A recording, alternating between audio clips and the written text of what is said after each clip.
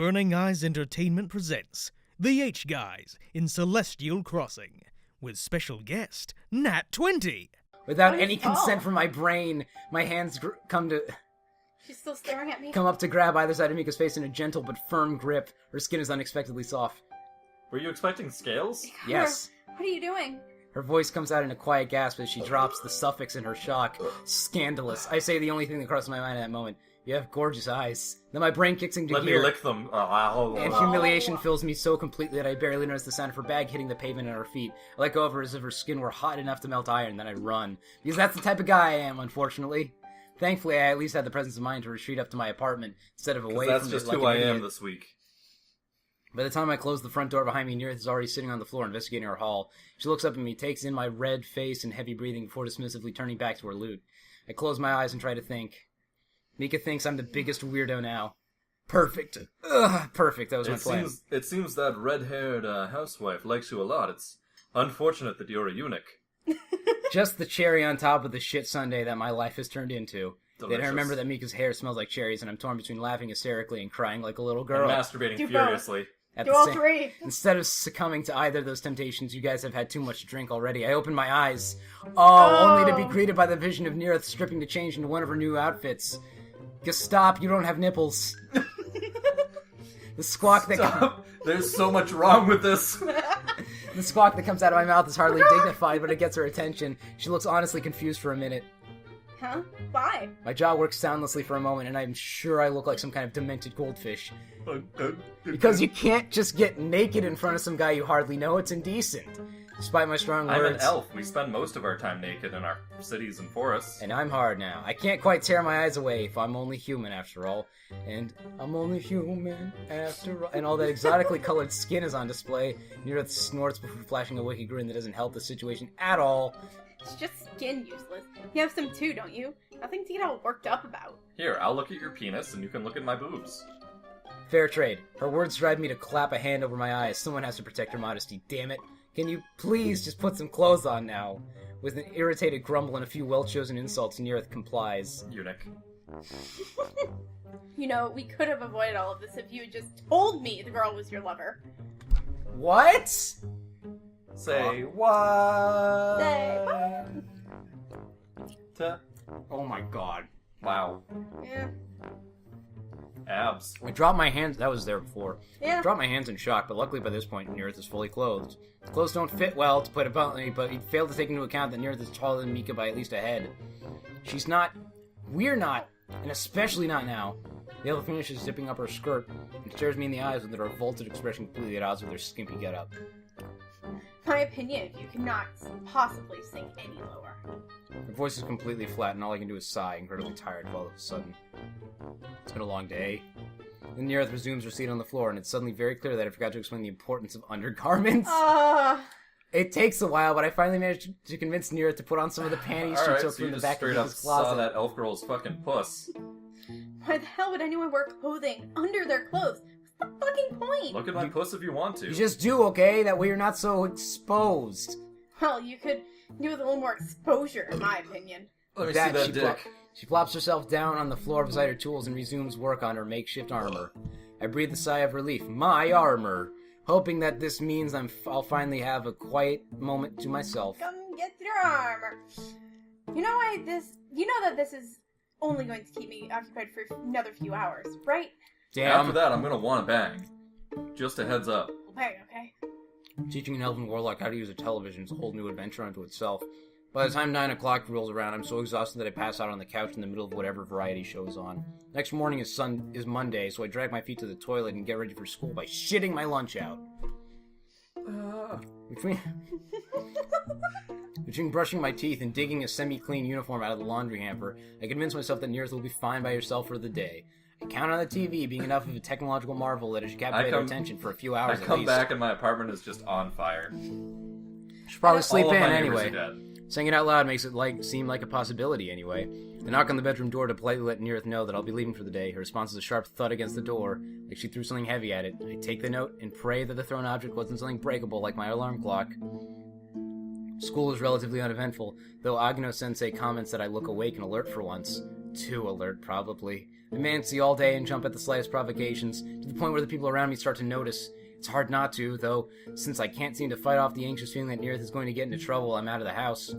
By the end of the day, I'm a nervous wreck, and I beat everyone else at the door as soon as the last bell of the day rings out. Yeah, Well, I was not wrong. Is that blood on the ceiling? maybe.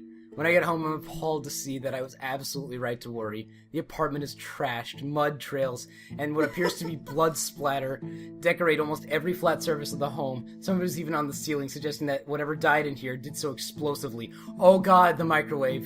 In the middle of it all sits Nearth, calmly roasting some unidentifiable meat over a small fire. I'm not sure what's worse, the fact that the fire was obviously built using bits of the living room furniture, or the fact that the elf responsible was once again lacking any kind of pants whatsoever.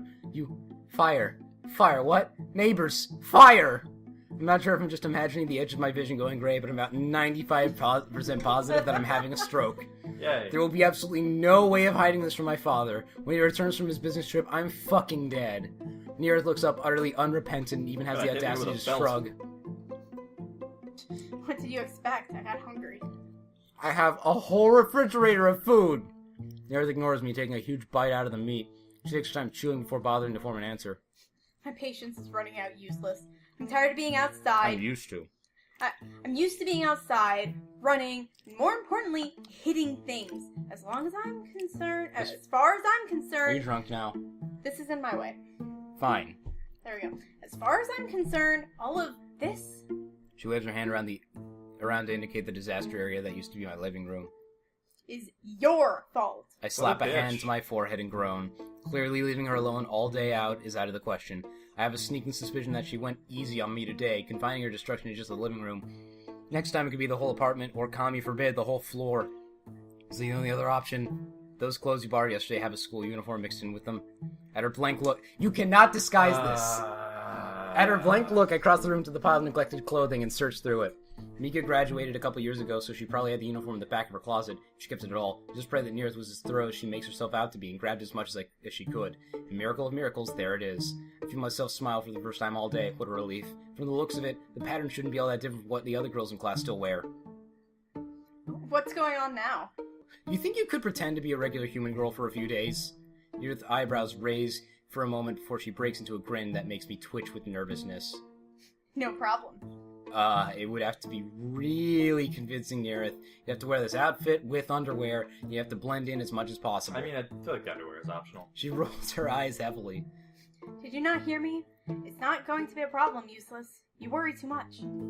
With that, she polishes off the last vermeil, puts out the fire with a negligent wave of her hand, and flounces to the bathroom. I decide not to let the worryingly confident smile on her face get to me. It's much easier to just keep it off my mind. What did she kill? Let's I not don't worry know. about it. I'm guessing a cat. I prepare a small dinner for myself, and only when the dishes are in the sink, and I'm getting ready to go to bed does Nearth finally come out of the other room. Immediately I can sense a change in the air. Something like static electricity clings to Nearth's body, and it is static electricity. And it sends little warning tingles toward me when she gets close enough. Is that... What is that? A dildo. It's my mana. Meditating helps me store it up when I need to work on my magic into something bigger. I'm too afraid to ask what she has in mind. Figuring that I'll know soon enough anyway, I finish the pizza in my mouth. Delicious. I turn my attention to the fact that Nearth is still walking around without pants on. Are you really going to be able to fool anyone when you can't even be bothered to wear clothes half the time? Again with this? Look, those stupid pants and skirts are uncomfortable as fuck. I shouldn't have to wear them, and I don't need to blend in. F-bomb. She's dropped like 20 of those. Besides, in case you haven't noticed, all the important bits are covered already, thanks to those panties you were so pushy about. What do you think? Piece of your mind isn't going to change her. Give her fucking Just- puppy yeah, dog. give her puppy eyes. You torture me, woman! It's not hard to let my body posture slump with rejection. To be perfectly honest, staying straight is more of a challenge on most days. You got bad posture, my dude. Like Yeah. me. I open my eyes wider and peer at Nearth with what I hope comes across as a combination of heartfelt sincerity and sympathy-inspiring vulnerability. Probably, I just look like I'm about to cry. Nearth takes one good, long look at my expression before bursting into laughter. Oh my god, stop! I can't even. Okay, fine. Quit before I knock you out. I scowl with embarrassment as she tries a few times to get her giggling under control. In hindsight, I probably should have known that the no-nonsense elf would be impervious to such tricks. The only salve to my wounded pride is the thought that, if nothing else, I made her laugh, to agree to my demands, which is something.